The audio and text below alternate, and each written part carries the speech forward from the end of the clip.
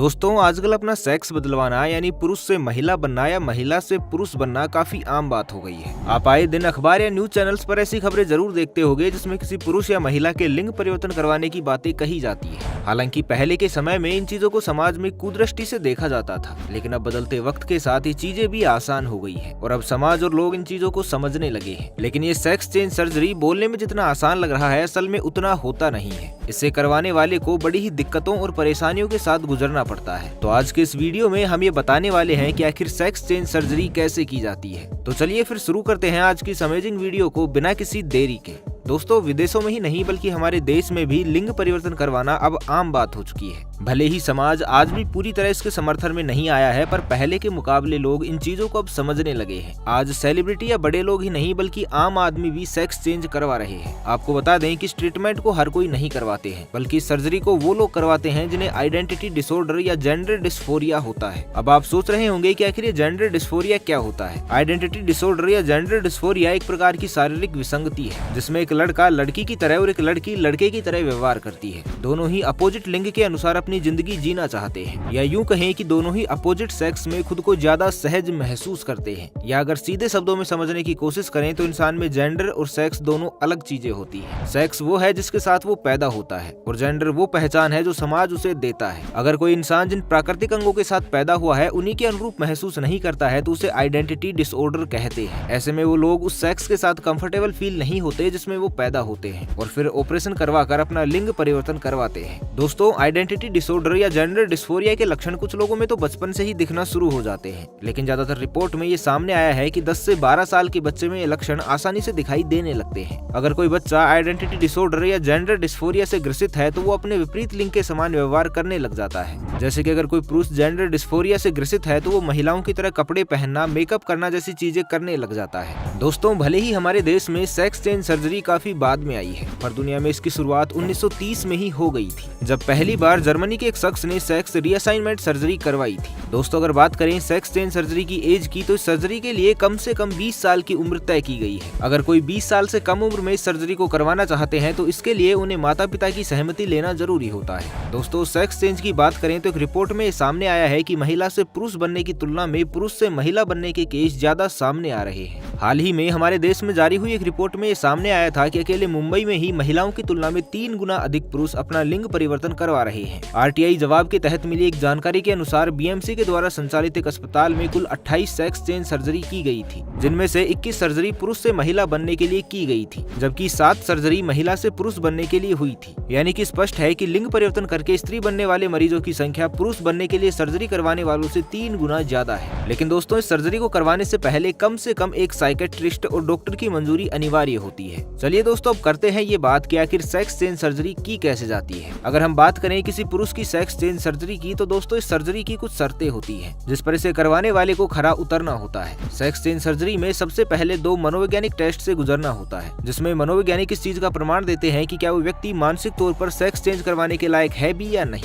इसके बाद सर्जन जांच करके ये पता करता है कि क्या वह व्यक्ति सेक्स चेंज करवाने के लिए फिट है कि नहीं। इसके अलावा सेक्स चेंज करवाने वाले उस पुरुष का कम से कम 18 महीने महिला की तरह रहना और 12 महीने हार्मोन थेरेपी करवाना भी अनिवार्य होता है। उसे अपना नाम भी कानूनी रूप से बदलवाना पड़ता है, तभी उसकी सेक्स चेंज सर्जरी की जा सकती है। दोस्तों जब सारी चीजें कंफर्म हो जाती हैं तो फिर शुरुआत की जाती है सेक्स चेंज सर्जरी की। इस ऑपरेशन में लिंग और अंडकोश यानी कि टेस्टिकल्स को निकालकर योनि बनाई जाती है। योनि में क्लिटोरस भी होता है। ऑपरेशन के समय पेशेंट को टेबल पर घुटने मोड़कर लिटाया जाता है। फिर यूरेथ्रा यानी कि मूत्र मार्ग में कैथीटर डाला जाता है ताकि मूत्र निकास हो सके।